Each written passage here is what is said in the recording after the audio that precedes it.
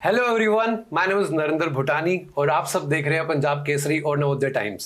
सो भाई, financial year हो गया खत्म, ठीक है। अब हम सब भागते हैं सीए के पीछे, तो हम भी पहुंचते हैं एक सीए के पास। सो विदाउट वेस्टिंग टाइम मिलवाते हैं आपको स्टार कास्ट से of Tribhuvan Mishra, CA topper. Sir, ma'am, welcome.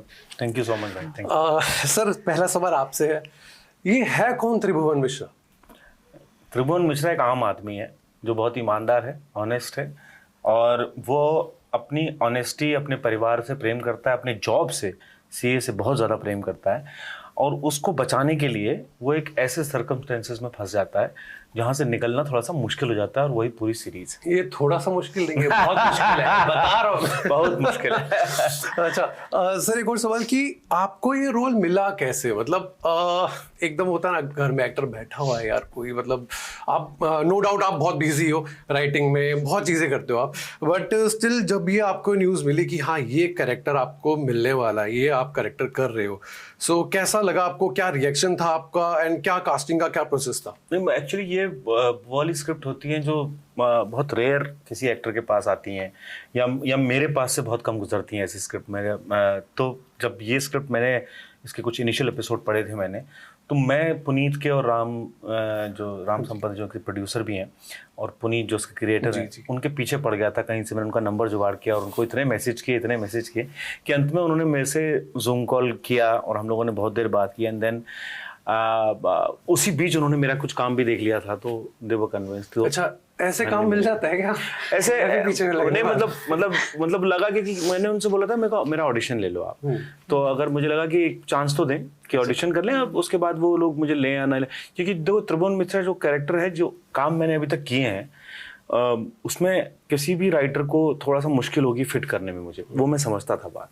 तो इसलिए मैं चाह रहा था कि अगर मैं वैसा कुछ लुक लूँ, ट्राई करूँ, और अगर मैं परफॉर्म करके उनको बताऊं कि मैं ये कर सकता हूं, मैं इतना वनरेबल हो सकता हूं, या मैं एक तरीके का आदमी दिख के ट्रांसफॉर्म हो सकता हूं, क्योंकि वो भी एक बहुत चैलेंजिंग है किसी राइटर को मेरी अपीयरेंस को देख लेना कि हाँ ये तो हो सकता है। तो वो करके अगर बता दूंगा तो शायद एक तरीके से कन्विंस कर सकता हूँ, वरना तो मतलब चांस ही चाहिए था एक ऑडिशन का सीरीज में लेने। अच्छा, आपने बोला ये बहुत मुश्किल था कि वो किरदार निभाना, ऐसी क्या बात थी कि उनको लगा कि नहीं, मतलब देखने से ये नहीं, या फिर आपके जो पुराना काम था कि नहीं, वो चैलेंजिंग पार्ट क्या था जो आपको लगता है कि उनको दिखाना बहुत जरूरी था so that they select you? Because क्या होता है ना, हम मोस्टली हर एक्टर की कुछ बहुत ही 2-3 स्ट्रॉन्ग इमेजेस हो जाती हैं जो काम आपका वर्क कर जाता है। जैसे मैंने कायपोचे की है, उसमें एक स्ट्रॉन्ग, मैं एक विलेन हूँ, एक तरीके का स्ट्रॉन्ग कैरेक्टर है।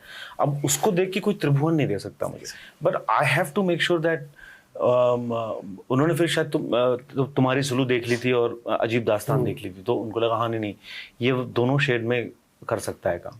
तो वो मतलब वो किसी भी, जैसे मैं भी जब थिएटर में कास्ट करता हूँ, मुझे भी बहुत कठिन होता है कास्ट करना, क्योंकि आपको पॉसिबिलिटी एक्टर की पता करना बहुत मुश्किल होता है, इतना आसान नहीं।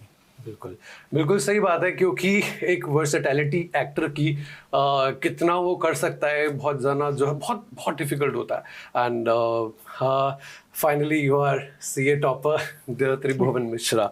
Coming to you ma'am, Bindi character का नाम सुनते आपको कैसा लगा था? पहले तो एक्चुअली बड़ा सुंदर नाम है, बहुत सुंदर है, बहुत ही। क्या क्या रिएक्शन था आपका बिंदी सुन के?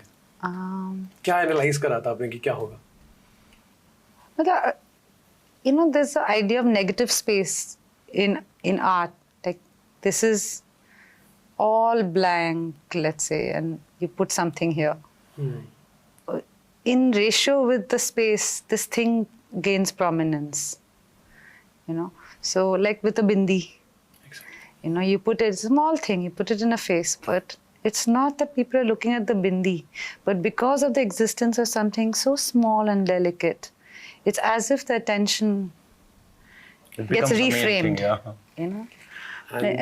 So because of that, ma'am बहुत सुंदर लग रही है, इनकी छोटी सी बिंदी है, बहुत प्यारी लग रही है इनके फेस पे। That's a compliment for you, ma'am. Thank you. You were saying something. So I feel like the way the women have been reframed in Puneet Krishna's imagination, reading that was really like a hope for me. It felt so freeing and so liberating that finally to read something that was grown up, funny, wicked, and yet so sensitive and humane, you know, that he has actually, haste, without giving anybody a lecture about women and men and कोई lecture सुनना नहीं चाहता क्योंकि अक्सर हमको पता है कि हम गलत कर रहे हैं, you know, पर तो मुझे वो बहुत अच्छा लगा कि पुनीत भाई साहब का जो देखने का क्या बोलते हैं उसे, जो चश्मा है, जो हाँ, जो मतलब उनका जो नजरिया है, देखने का जो अंदाज है, वो बहुत खूबसूरत है. It reframes things. It asks you to pay attention to the right things instead of getting upset about the wrong things, and instead of getting upset about the superficial things. कि you know, what is this person doing? What is their profession? We are very classist in that sense, ना कि कौन क्या job करता है, और you know, we judge what job is better than that. But what is that human being going through? What led them to that? So it's a constantly seeing something which is very familiar. हमने ये ऐसे कुछ नहीं है, जैसे मानव भाई पहले भी बोल रहे थे किसी को कि ये नहीं है कुछ ऐसा कैरेक्टर है जो एग्जिस्ट ही नहीं करता है. It is someone we have seen, someone we know, but the way we see them is they have not been shown like that. Yeah. You know, Absolutely. that comes from Puneet, and it comes because he is genuinely led by his humanity.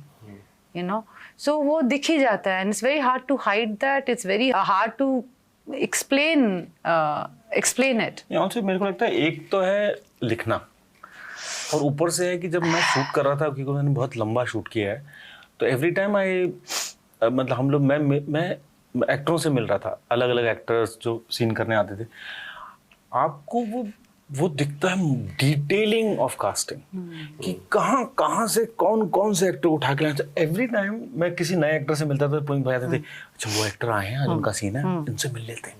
तो मैं और पुनीत भाई जाते मिल, and I used to have this butterfly in my stomach, ये कौन होगा. And आप यकीन मानो, इतने कमाल एक्टर कास्ट किए हैं उन्होंने, एक दो सीन के चाहे एक्टर हो, बट पूरे समय उनके साथ काम करके ऐसा लग रहा था कि यार कितना शाइन करेंगे और इनकी वजह से हमारा शो कितना शाइन करेगा. सो वो it's not only writing, because you know Puneet भाई ह्यूमन बीइंग इतने कमाल है ना, उनका ना हर चीज में दिखता है कि कैसे कास्ट करते हैं, कैसे ट्रीट करते हैं लोगों को, कैसे, मतलब कोई भी एक्टर मैंने ऐसा देखा नहीं जो उनके अगल बगल से निकला और उनकी तारीफ में, वो इतने अच्छे से प्यार से रखते हैं सबको. बिल्कुल, बहुत खूबसूरत बात है पुनीत सर की, एंड मिर्जापुर के क्रिएटर भी हैं, वो तो दिखता ही है फिर. सो इसमें भी हमें दिखने वाला है, आई एम वेरी श्योर कि ये भी बिल्कुल भौकाल मचाने वाली है. भौकाल तो मचाएगी. एंड मैम, मुझे एक बात पता लगी कि आपकी कास्टिंग तभी हो गई थी, मतलब जब स्क्रिप्ट भी अभी पूरी लिखी नहीं गई थी, ये सच है? बोल तो रहे हैं ऐसे. नहीं, कास्टिंग नहीं, उन्होंने सबसे, पुनीत सर ने बताया, पुनीत सर ने, मैं मतलब पुनीत सर ने ही बोला, उन्होंने इनका नाम सबसे पहले था, पूरी स्क्रिप्ट लिखने, और इनसे मिलने भी गए थे सबसे पहले. फर्स्ट ऑफ द एक्टर्स जिनकी कास्टिंग हुई थी, तो आपको क्या सुनाया था? अगर वो स्क्रिप्ट भी इतनी लिखी नहीं हुई थी, जो प्लॉट आपको सुनाया होगा? नहीं, स्क्रिप्ट लिखी थी उन्होंने, और उन्होंने मुझे फ़ोन किया था, उन्होंने मुझे कहा, अपने आप को इंट्रोड्यूस करवाया था, और फिर बोला कि मैंने मिर्ज़ापुर लिखा है, और तो मैंने कहा सॉरी, मैंने मिर्ज़ापुर देखा नहीं है. अच्छा, सो देन ही what do you do now, like, you know, so then I said, but actually for me it doesn't matter, I don't want to see Mirzapur, I want to read the script you're offering me, you know, because मुझे मिर्ज़ापुर में तो आप काम नहीं दे रहे. तो and I said, and we met, and he had seen Sir, directed by Rowena Guerra, and to think that an independent film produced by the director herself, like a film like Sir, it has got me so much work. He got the award also. You know, yeah, but awards is really lovely, but उससे घर नहीं चलता है, खा नहीं सकते हो आप. That's true. You know, and but because of Sir, he said that I want you to do this thing. And I said, okay, let's meet. I met him and I found him to be a really genuine human being. And I knew that even if this does not work out for whatever other reason, I will not let him get out of my life. Now that he has come in, now I'm not going to, because you know that a person like this comes in once in a lifetime, you know. So he convinced me, and then of course I read the script and the women that he has written and created. I have not seen women like that. So it's really a pleasure, and it was really an honor to work with him. That's great. अच्छा sir, अगला सवाल आपसे है. आप खुद writer भी हो, director भी हो, एक्टर भी हो. अगर आपको ये सीरीज त्रिभुवन मिश्रा सीए टॉपर डायरेक्ट करने के लिए बोल दी जाती, सो उसमें ऐसा क्या अलग होता जो शायद इसमें आपको लगा कि हाँ, क्योंकि आपने पूरा इतने लंबे टाइम शूटिंग करी है, इतना अच्छा किरदार आप निभा रहे हो उस पे, एंड द मेन प्रोटैगनिस्ट, तो आपको क्या है उस ऐसी कोई चीज जो आप बदल सकते थे तो वो आप डायरेक्शन में अपने मतलब डालते, जरूर डालते? मैं सबसे पहले खुद को बदलता. मैं कहता ये डायरेक्ट नहीं कर पाऊंगा, यही दोनों डायरेक्ट करेंगे. तो ये मेरे बस की नहीं है भाई, क्योंकि जब मैं इन लोगों से मिला था, पुनीत से और अमृत से, इन लोगों ने जितना गहरा काम करके आए थे ये लोग, आप यकीन नहीं मानेंगे. एज एन एक्टर पहली बार मैंने सरेंडर कर दिया था डायरेक्टर के सामने. मैं सिर्फ इनसे पूछता था कि वेदर आई एम राइट और नॉट, और जहाँ मैं ऑपरेट कर रहा हूँ और जो चीज़ें मैं कर रहा हूँ वो करेक्ट जा रही हैं कि नहीं जा रही हैं. एंड इन लोगों ने सारी हेल्प की है मुझे कैरेक्टर बनाने में. सो मेरा काम बहुत ईजी हो गया था because of their hard work. Okay, so sir and ma'am, आप दोनों के लिए कोई ऐसी मेमोरी आपकी, कुछ इंसिडेंट ऐसा जो आपको हमेशा याद रहने वाला है इस सीरीज के सेट पे? कोई ऐसी मेमोरी, कुछ भी ऐसा इंसिडेंट जो आपको याद रहने वाला लाइफ टाइम, ये तो मैं भूल ही नहीं सकता हूँ या सकती हूँ? यार ऐसे लोग मिले हैं ना जो मैं भूल नहीं पाऊंगी, क्योंकि हर रोज बहुत बहुत मजे किए हमने. बट ऐसे टीम, मतलब ऐसे एनवायरनमेंट, और एक इतनी सहजता से इतना मुश्किल काम, मतलब इतने कम दिन होते हैं, इतने पेजेस शूट करने हैं, तो उसको इतने सहजता से, इतने प्यार से, मतलब every day was memorable for me. I am sorry, I am not able to answer like one. आपको एक ऐसा चाहिए, बट उसके लिए खराब शो करना पड़ेगा जिसमें सिर्फ एक ही ऐसा दिन था जो मेमोरेबल था. बाकी thank you so much. Thank you.